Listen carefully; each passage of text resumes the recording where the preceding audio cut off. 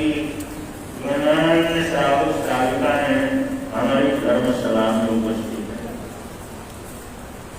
आप सभी गुरुभक्त श्रावक श्राविकाएं, ये संघ श्रावक श्राविकाएं एकत्रित होते हैं तो दिन अपने आप में महत्वपूर्ण होता है, अद्भुत होता है और हमारे लिए तो दशहरा और दिवाली का पर्व हो जाता है।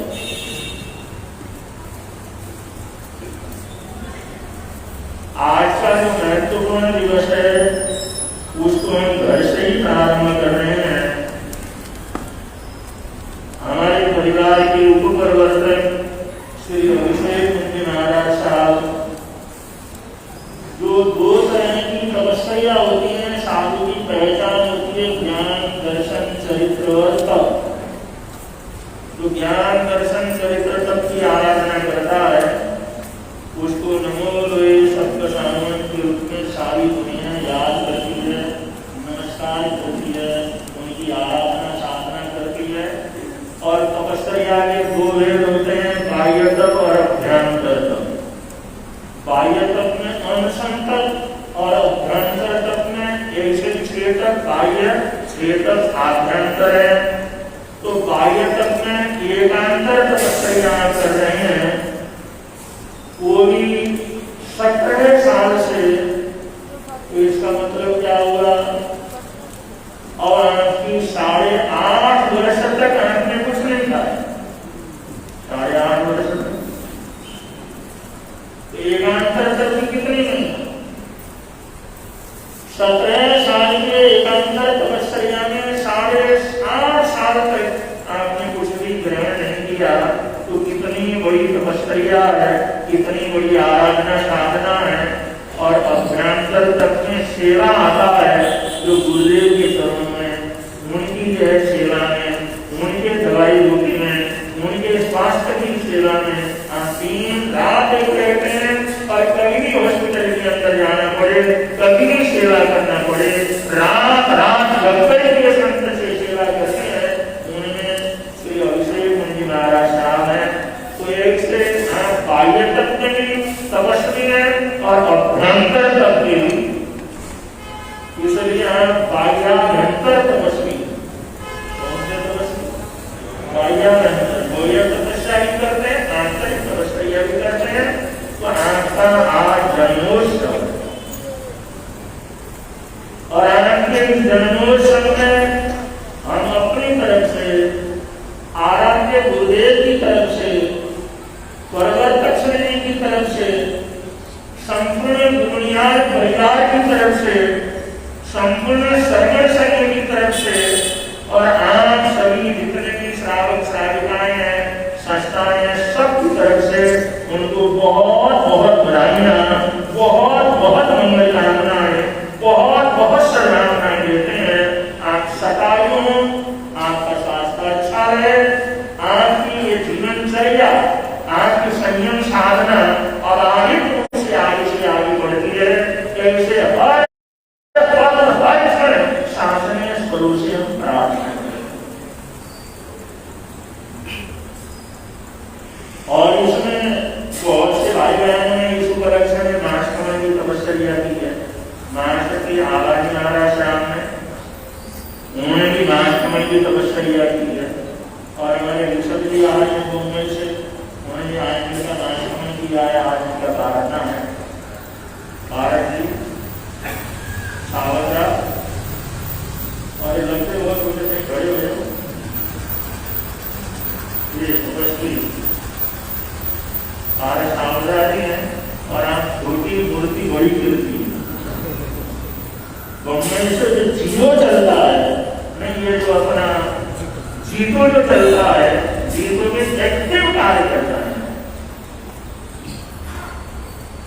और किसान आंदोलन चल रहा है, हजारों लाखों किसानों के उद्धार के लिए उन्होंने बड़ा भारी प्रोजेक्ट शुरू किया हुआ है। तो करोड़ों करोड़ों अरबों का प्रोजेक्ट है।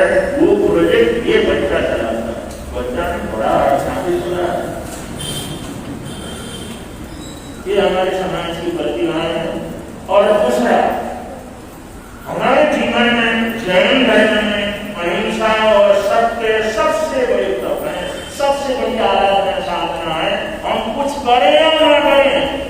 सत्य अहिंसा हमारे जीवन के अंदर होनी चाहिए। हम साधु हैं, श्रावक हैं, साधुशाली हैं, श्रावकशालिकाएं हैं। हमारा पहला जो दूसरा व्रत है कि हमारा अहिंसा और सत्य का।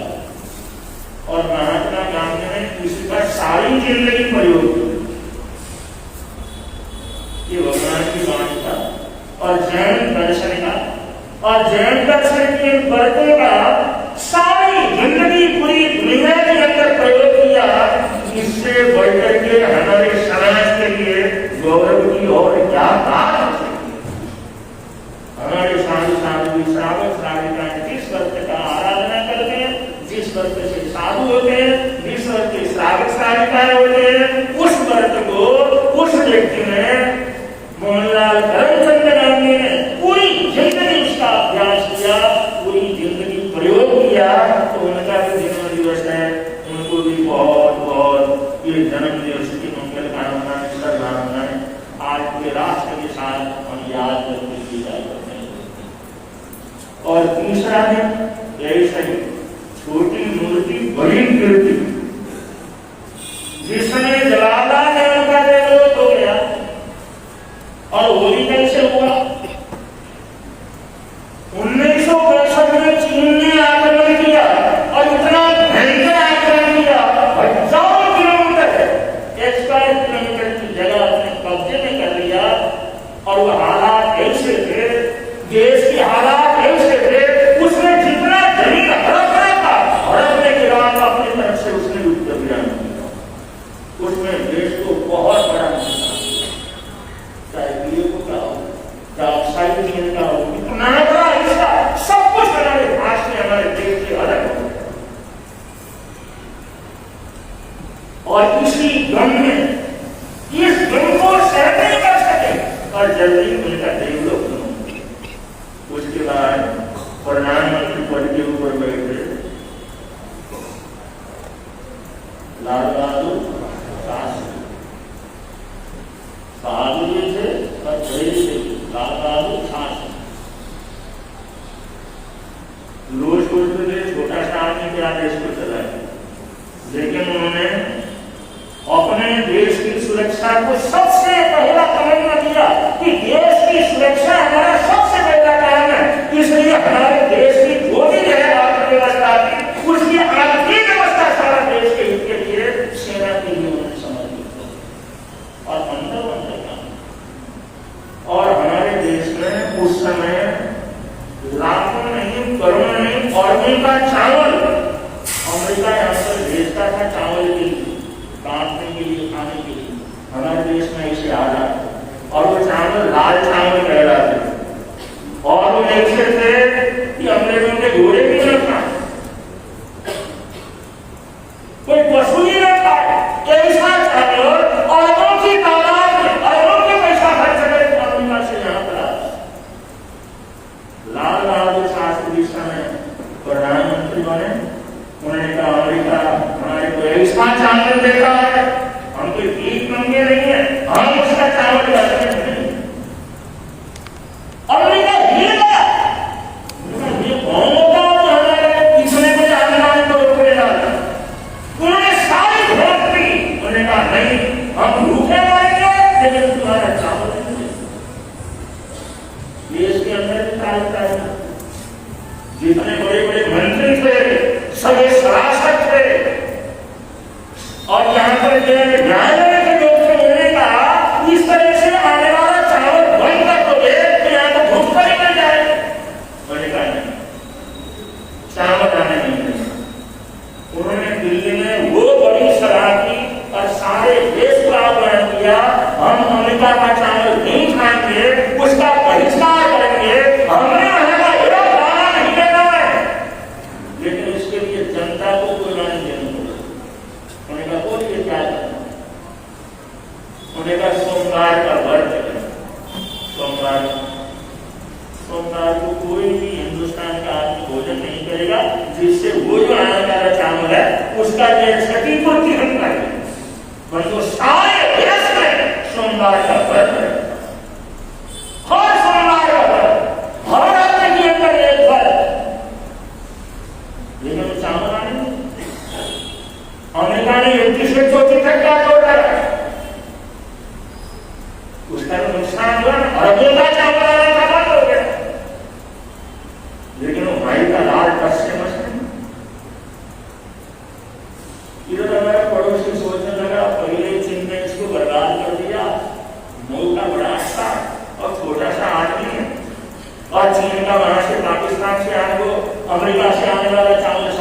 हो गया, वो दुश्मन लेकर के बैठा हुआ, चांद साक्षात आक्रमण करो और आक्रमण करके यहाँ से खिड़की के अंदर जाकर के हम क्या कर देते हैं, झंडा लगा देते हैं।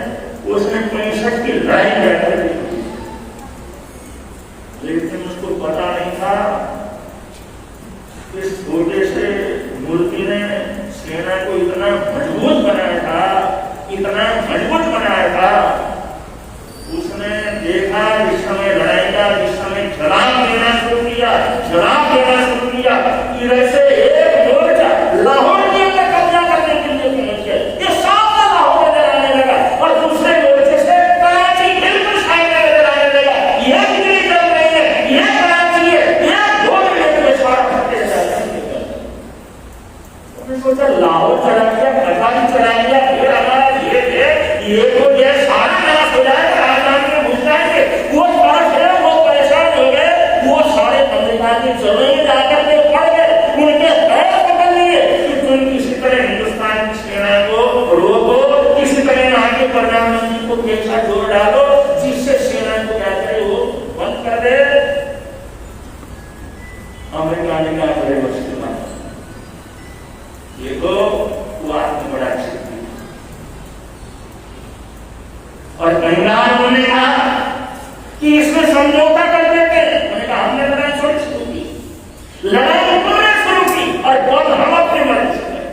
जब हमने करना हम तब करेंगे, हम तुम्हारी मर्जी से मतलब नहीं करेंगे। तुमने आक्रमण किया, बंदूक पाकिस्तान वाले हाथ खड़े हो गए, इसने सोचा तुमने लड़ाई शुरू की, बंद हम करेंगे और हम जब चाहे तब करेंगे, अब बंद होने का कोई चांस नहीं।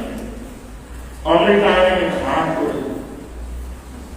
हमने तो चावल के मामले के अंदर उसको देखा, वो बड़ा बढ़िया आदमी है, दिखता छोटा जरूर है, लेकिन उसकी राष्ट्रभक्ति इतनी है, वो राष्ट्रभक्ति उसके जीवन में कूट-कूट करके भरी हुई है।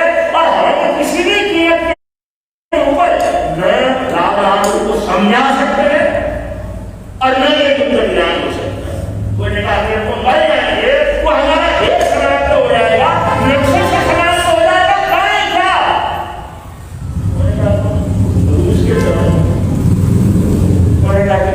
रूस को सूचना कर दो और उसको सूचना कर दो, वो भी महाशक्ति थी, वो भी महाशक्ति थी।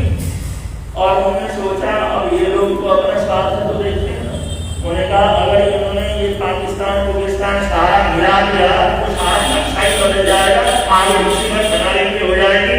तो ये अमेरिका वालों ने रूस वालों को कहा कि कुछ नहीं है, क्योंकि रूस इसका मित्र था। लाल बहादुर शास्त्री उसकी बड़ी इज्जत करते थे उस समय, जो उसके राष्ट्रपति थे, उनकी बड़ी दोस्ती थी और उन्हें कसम लेकर के कहा कि साहब पैसे भी होना चाहिए, युद्ध बंद करवाना है। तो रूस के राष्ट्रपति ने प्रधानमंत्री लाल बहादुर शास्त्री को ताश करने बुलाया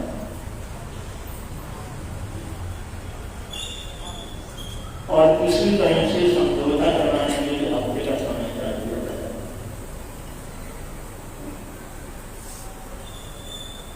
दुर्भाग्य की बात है, जीव को सब कुछ हो गया, सब कुछ हो गया, लेकिन हमारे देश में कभी राष्ट्रवादियों को, देशभक्तों को कभी जिंदा है।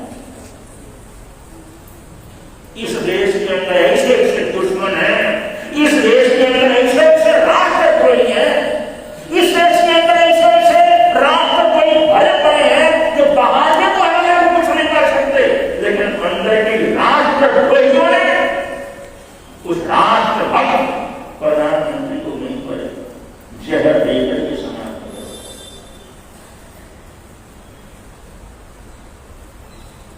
और इन देश में जिसमें तूफान मच गया, तूफान मच गया, उनको पूरा दर्शन भी करने नहीं किया, पोस्टमार्टम करने नहीं किया, जांच करने नहीं किया, क्योंकि सारे आम लोगों से जुड़े हुए थे, इसलिए तो नहीं किया। आज तक ये पता नहीं लगा शास्त्री की मौत हुई तो कैसे। राष्ट्रभक्तों को हमारे देश के राष्ट्रद्रोहियों ने हमेशा समाप्त करके ही सांस लिया।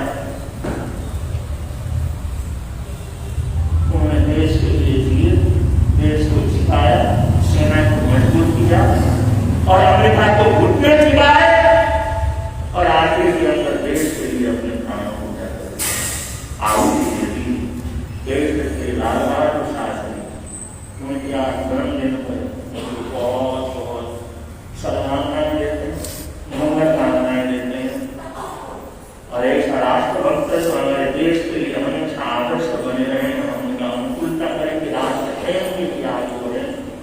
देश की हम मंगल कामनाएं और सद्भावनाएं करते हैं।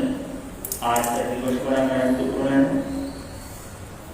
आज से स्वच्छ भारत का मिशन 2 प्रारंभ होगा। स्वच्छ भारत मिशन 2 उसके अंदर सबने लाभ है। पहला चरण बाहर जंगलों के अंदर जाने का, बाहर जाए जंगल काम करने का, वो सारे देश के अंदर बंद करने का प्रयास होगा। और आगे स्वच्छता का भारत का दूसरा अभियान आज से क्या हो जाता है, शुरू हो जाता है गांधी जयंती के उपलक्ष्य। ये भी हमारे देश के लिए, देश की सभी जनताओं के लिए एक भरपूर श्रेष्ठतम ये कार्य है।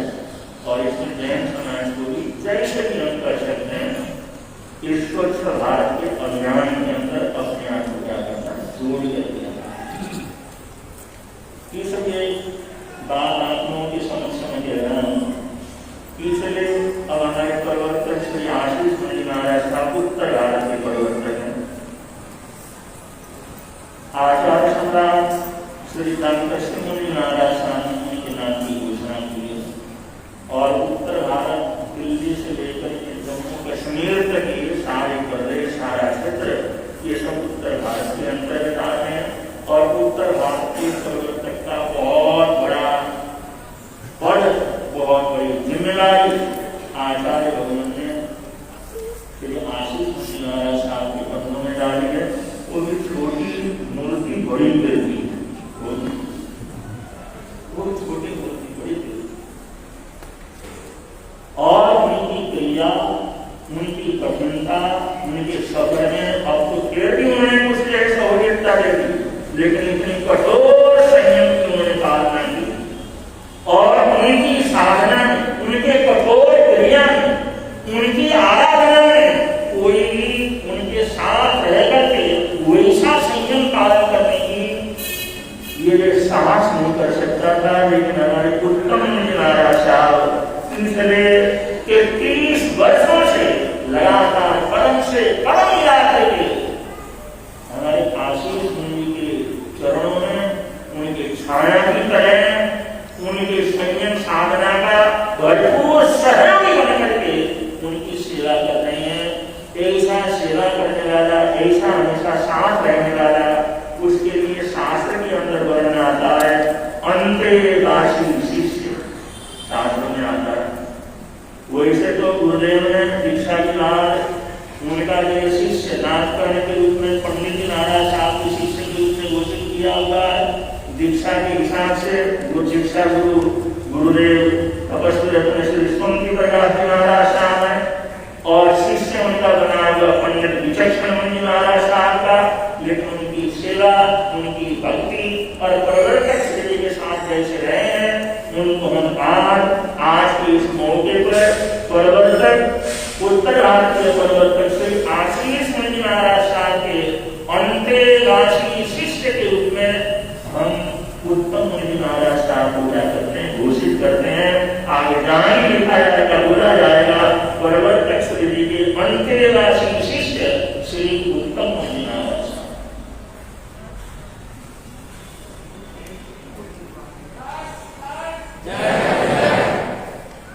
बहुत अपने संयम में, साधना में, संयम की आराधना में जो सहयोग दिया है, उसके लिए हम जितना भी उनकी प्रशंसा करें उतना कम है। और आज हमारा बम्बई का समय यहाँ पर आया हुआ, न्यू वास्ती बम्बई, और आपने तो चतुर्नाशी ऐसा कराया। और बम्बई जैसे शहर में गुरुदेव की प्रेरणा से कोषवार भवन बनाने का, रेतों में नहीं जमीन से बनाने का, वो भी 1-2 मंजिल नहीं 8 मंजिल बनाने का जो निर्णय लिया है, इससे पूरे देश में, पूरे साधु साधुओं में, पूरे संघों में न्यू काशी बम्बई संघ का अपना नाम, पहचान बन गया। आप लोगों की पहचान बनाई है। आप जो भी बम्बई से बना रहे हैं, अगर आप लोग बड़े हो जाए तो सबको आप लोगों के दर्शनों का भी लाभ मिलेगा।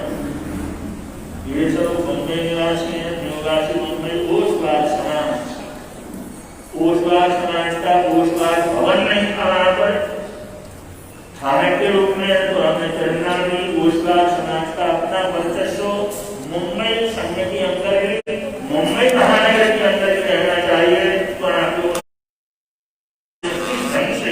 इस कार्य को किया है, आप सबको हम बहुत बहुत बहुत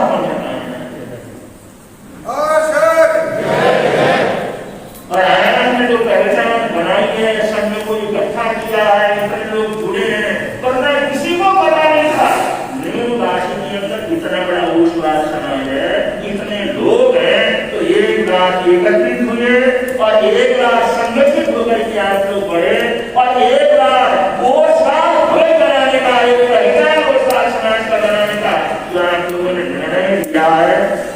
और ये होने के बाद क्योंकि कोई काम होता है तो ईर्षा भी रहती है, जलन भी रहता है, और ये ईर्षा ऐसी चीज है कुछ भी क्या कर सकता है, हो सकता है। इसलिए सभी लोगों ने ओसवाल समाज का संगठन बनाए, ओसवाल समाज का आपसी प्रेम प्यार बनाए, ओसवाल समाज में जो संगठित होकर के काम करने का जज्बा पैदा हुआ है वो आगे से आगे बढ़े। इसके लिए सब लोगों ने तहरीर से इसमें भाग लेना है, इसमें सहकार करना है। और इसमें थोड़ा सा अगर कहीं भी कुछ भी आ सकता है तो कुछ भी ऐसा नहीं है, लेकिन फिर भी बड़ा संघ होता है, बड़ा काम करने के लिए चलता है, तो हो सकता है कोई भी व्यवधान वगैरह आए, उस व्यवधान का मिल बैठ कर के आप लोगों ने समाधान लेना है। हम चाहते हैं जैसे इतने सदियों के बाद ओसवाल समाज मुंबई का जो उठ करके खड़ा हुआ है, आप लगातार आगे से आगे बढ़ते रहे, आगे से आगे बढ़ते रहे। ऐसी हमारी आर्थिक और यहाँ पर आज आशीष मंजू महाराज साहब का जो परिवर्तन पर हुआ है, उसमें कुछ कार्यक्रम यहाँ टाइम्स की तरफ से भी है और संघों की तरफ से भी है, और संत थोड़ा थोड़ा सा बोलेंगे भी और कुछ बोलने के भजन का नाम भी आए हैं।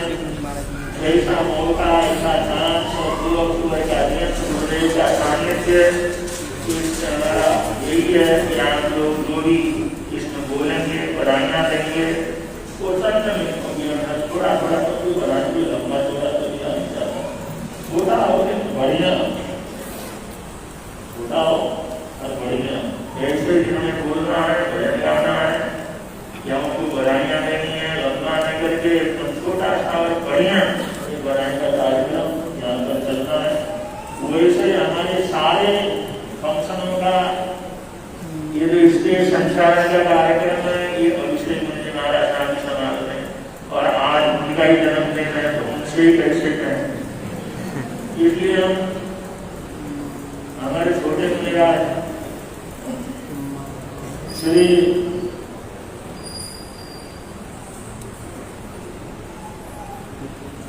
विदेश में आया साहब, वो भी छोटी मूर्ति बड़ी करती, आज तो इन लोगों ने परवाह मोटे तगड़े काम नहीं था, और मोटे तगड़े भी काम में किसी तरह से स्लिम बने, किसी तरह से अपनी पतले दुबले हो जाए, वो ऑटोमेटिक पतले दुबले जाए। तो आज छोटी मूर्ति बड़ी मूर्ति सब संभाल लेते हैं। सेवा का काम हो, गुरुजी का काम हो, गुरुदेव की सेवा का हो, दवाई पानी का हो, और भी व्यवस्था करना हो, तो प्रवर्तक श्री के साथ साथ इसके संचालन का कार्यक्रम पूरी हो करें और उनको भी अभ्यास हो। इसलिए आज के कार्यक्रम को संचालित करने के लिए हम कृपेश महाराज करने